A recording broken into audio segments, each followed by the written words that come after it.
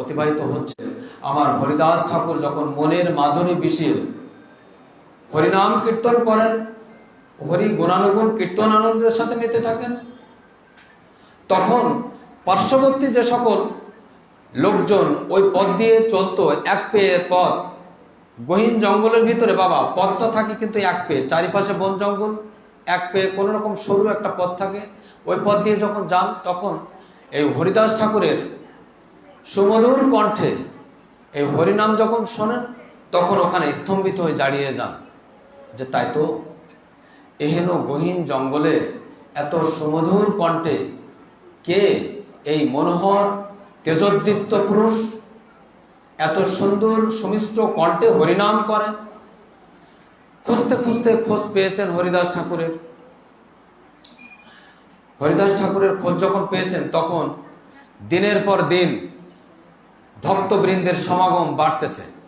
তখন ওই এলাকার যিনি রাজা ছিলেন, রাজা রামচন্দ্র খান, উনি দেখলেন তাই তো এই হরিনাম শুনতে শুনতে এই ভক্তবৃন্দ যেভাবে ওই নবীন সন্ন্যাসীর ভক্ত হয়ে যাচ্ছে, তা কিছুদিন পরে আমি যে রাজা, আমি যে এই অত্র এলাকার রাজা, আমাকে তো কেউ মানবে না, এটা ভেবে না উনি কুমন্ত্রণা একটা ফোন দিয়ে আটতে থাকলেন যে কি করে ওই নবীন সন্ন্যাসীকে তার পথভ্রষ্ট করা যায়।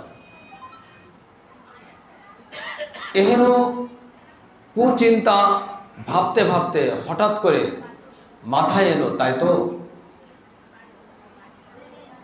এই এলাকার নগর নন্দিনী লক্ষ্যহীরা, যাকে ভালো বাংলায় বলতে গেলে বলতে হয় বেশ্যা, বেশ্যাবৃত্তি করে যে তার জীবন জীবিকা নির্বাহ করে, সেই নগর নন্দিনীর ডেকে পাঠালেন নগর নন্দিনীকে। নগর নন্দিনী রামচন্দ্র খানের ডাকে সাড়া দিয়ে চলে গেলেন। চলে যে রাজা রামচন্দ্র খান বলছেন, লক্ষ্যহীরা, তুমি কি আমার একটা কাজ করে দিতে পারবে? বলছেন, আপনি এই এলাকার রাজা, আর আপনার কি হেন কর্ম আছে যেটা আমি করে দিতে পারবো না? বলুন, আমি আপনার সে কাজটা সমাধান করে দেব। একথা যখন বলেছেন তখন আমার রাজা রামচন্দ্র খান বলছেন, লক্ষ্যহীরা, ওই যে গহীন জঙ্গলে না একজন নবীন সন্ন্যাসীর আগমন ঘটেছে, আমার একান্তই চাওয়া তাকে একটু পথভ্রষ্ট করতে হবে, অর্থাৎ তাকে কলঙ্কিত করতে হবে। তো বলছেন, এটা কি কোনো বিষয় যে লক্ষ্য হেরার জন্য রাজা মহারাজারা পর্যন্ত অধীর আগ্রহে পথ চেয়ে বসে থাকে, আর এ তো সামান্য নবীন সন্ন্যাসী, এর পথভ্রষ্ট করা কোনো বিষয়? তো বলছে, তাহলে তুমি না আজকেই যাবে এবং আমার দুইজন প্রহরী তোমার সাথে যাবে। বলছে, না না, আপনার প্রহরী আমার সাথে যাওয়ার দরকার। আমি যখন ভালো বুঝবো তখন আমিই বলবো আপনাকে প্রহরী পাঠিয়ে ওকে বেঁধে আনার জন্য। আমার লক্ষ্যহীরা আজ ভুবন মোহিনীর সাজে সুসজ্জিত হয়ে গুটি গুটি পায়ে ওই বেনাপোলের সেই গহীন জঙ্গলের এক পেয়ে পথ দিয়ে চপল চরণে নুপুরের ধ্বনি রুনুঝুনু করে বাজছে এমন ভাবে হেঁটে হেঁটে চলেছেন। বেলা প্রায় পড়ন্ত, অর্থাৎ ডোবা ডোবা অবস্থা। এমন সময় হরিদাস ঠাকুরের সেই পর্ণকুটিরের সামনে যে হাজির হয়েছে, যে দেখতে পেলেন সেই নবীন সন্ন্যাসী কুঠিয়ার ভিতরে বসে হরি নামের সাথে যুক্ত আছে। আমার লক্ষ্যহীরা কি করেছেন? সেই পর্ণকুটিরের সামনেই একটা তুলসী বেদি ছিল, সেখানে একটা প্রণাম নিবেদন করেছেন, করে বেশভূষাটা একটু আলতো করে, অর্থাৎ বেশভূষাটা একটু শিথিল করে, অর্থাৎ বেশভূষাটা একটু উন্মিলিত করে আমার হরিদাস ঠাকুরের সেই পর্ণকুটিরের দরজার সামনে চুপচাপ বসে গেছেন। হরিদাস ঠাকুর, যিনি দীনতার মূর্ত প্রতীক, আমার শ্রীমান মহাপ্রভুর একনিষ্ঠ ভক্ত, তার কি বুঝতে বাকি থাকে মা? হরিদাস ঠাকুরের বুঝতে বাকি নাই যে এই লক্ষ্য হীরার উদ্দেশ্যটা কি। তো যখন বসেছেন, দেখেছেন হরিদাস ঠাকুর একটু নয়নটা উন্মোচন করে, অর্থাৎ মেলিয়ে আমার লক্ষ্য হীরার দিকে এক পলক তাকালেন এবং বললেন যে মা, ডাক্তার প্রথমেই কি, মা তুমি কি জন্য এসেছ এখানে? বলছে, সাধু বাবা, আমার না মনে বড় বাসনা, আমার সাথে একটু সময় আপনি দেবেন। তো বলছে, দেখো মা, আমি তোমার সাথে সময় অবশ্যই দেব, তোমার মনোবাসনাও আমি পূর্ণ করব, তবে আমি তো 3 লক্ষ বার নাম জপের মনোবাসনা নিয়ে প্রত্যেকটা দিন আমার অতিবাহিত হয় এবং মাসে 1 কোটি নাম আমি জপ করি। তো আমার এই নামের সংখ্যাটা পূর্ণ হলেই আমি তোমার সাথে সময় দেব। এই বলে আবার ধ্যানস্থ হয়ে হরিনামের সাথে যুক্ত হয়ে গেলেন। এভাবে প্রথম প্রহর, দ্বিপ্রহর, ত্রিপ্রহর, শেষ প্রহরে যখন চলে গেছেন, লক্ষ্য হীরা নিভু নিভু দৃষ্টিতে তাকাচ্ছেন আর ঝুলছেন। সারা রাত জেগে না চোখটাকে আর উন্মোচন করে ধরে রাখতে পারছেন না।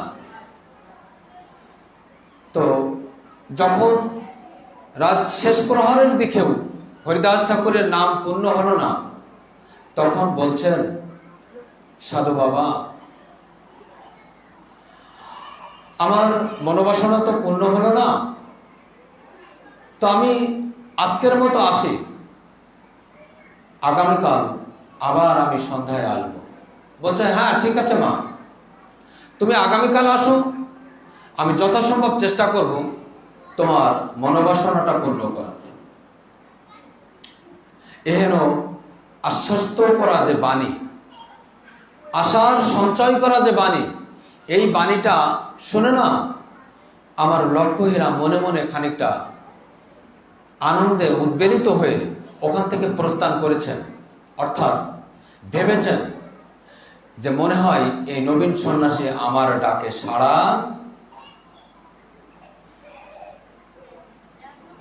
তো লক্ষ্য হীরা চলে গেছেন। রাজা রামচন্দ্র খান সাথে সাথে প্রহরী পাঠিয়েছেন। লক্ষ্য হীরার কাছে এসে জিজ্ঞাসা করলেন যে কোনো কিছু হলো, অর্থাৎ তুমি কি ওই নবীন সন্ন্যাসীকে টলাতে পেরেছো?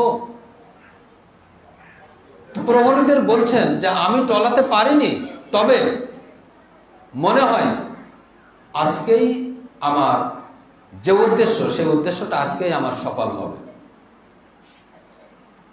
তো রাজা সাহেবকে সংবাদটা দেওয়া হলো। রাজা সাহেব সংবাদটা শুনলেন।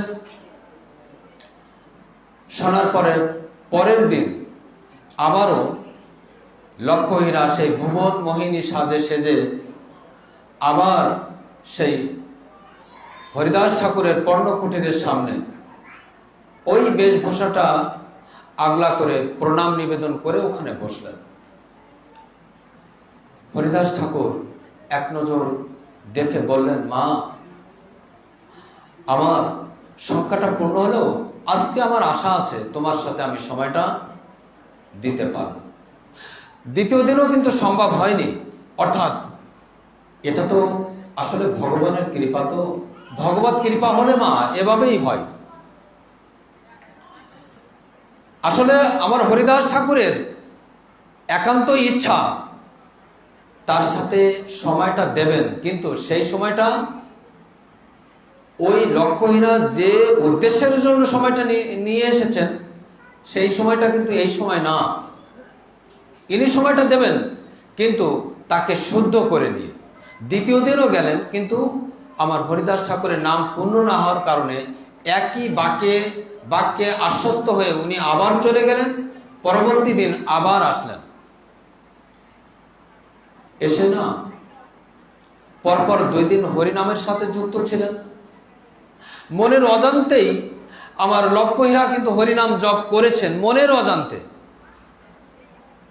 আচ্ছা বাবা, আমরা হরিনামের সাথে যখন যুক্ত থাকি তখন দেখবেন আমি যদি গাইতে নাও পারি, এই যে একটু আগে কীর্তনিয়া যে বাবারা সুন্দর সুন্দর কীর্তন আস্বাদন করালেন, আমরা যদি কীর্তন নাও পারি, অর্থাৎ গাওয়ার কিন্তু একটা সুরের ব্যাপার আছে, সুরটা যদি আমার নাও থাকে তাহলেও কিন্তু গুনগুন করে ভিতরে কিন্তু একটা রেওয়াজ চলে। লক্ষ্যহীরা পরপর 2 রাত আমার হরিদাস ঠাকুরের ওই নাম গুণানুগুণ কীর্তন শুনেছেন, মনে মনে মনের অজান্তেই অনেক সময় জপেছেন। তাহলে ভগবানের কৃপা কি একটু হয়নি? তৃতীয় দিন যখন আমার লক্ষ্যহীরা প্রণাম নিবেদন করে বসেছেন,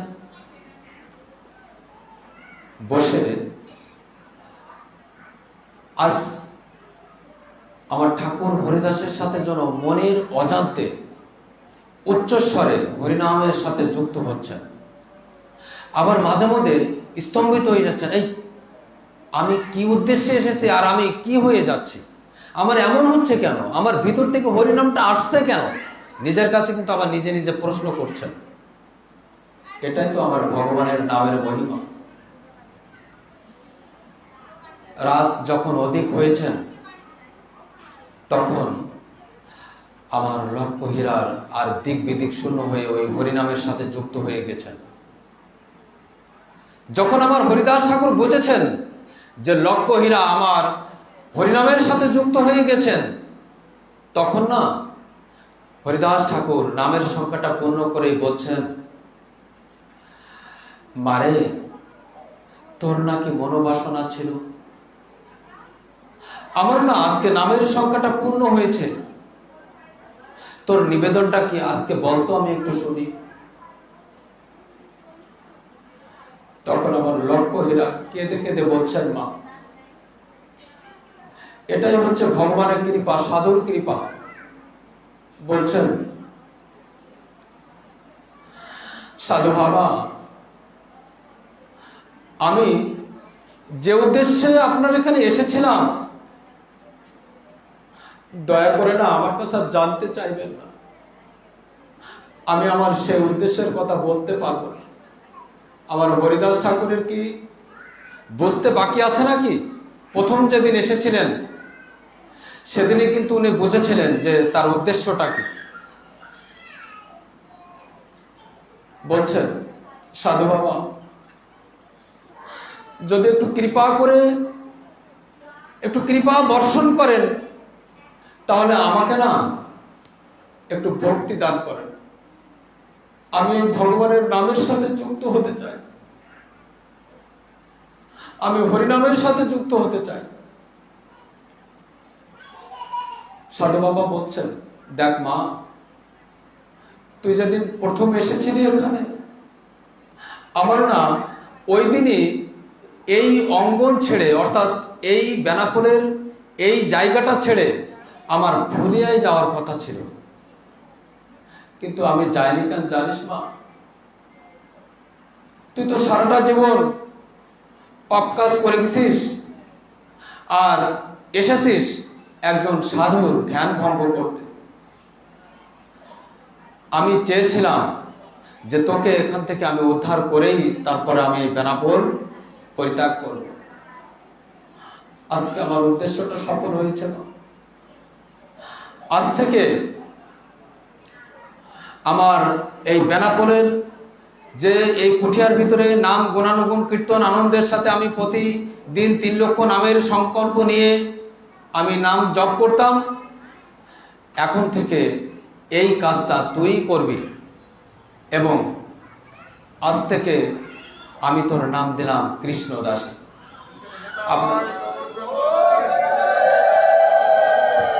আপনারা সবাই দেখেছেন, বেনাপোলে গেছেন তো, পাটবাড়ি গেছেন না? আর যদি পারেন এই নির্জানে যাবেন, ভক্তের সাথে যদি সঙ্গ না করা হয় আমাদের এই হৃদয়টা কিন্তু মলিন হয় না, পবিত্র হয় না। আমাদের হৃদয়টাকে যদি পুত পবিত্র করতে চাই তাহলে আমাদের ভক্ত সঙ্গ করতে হবে।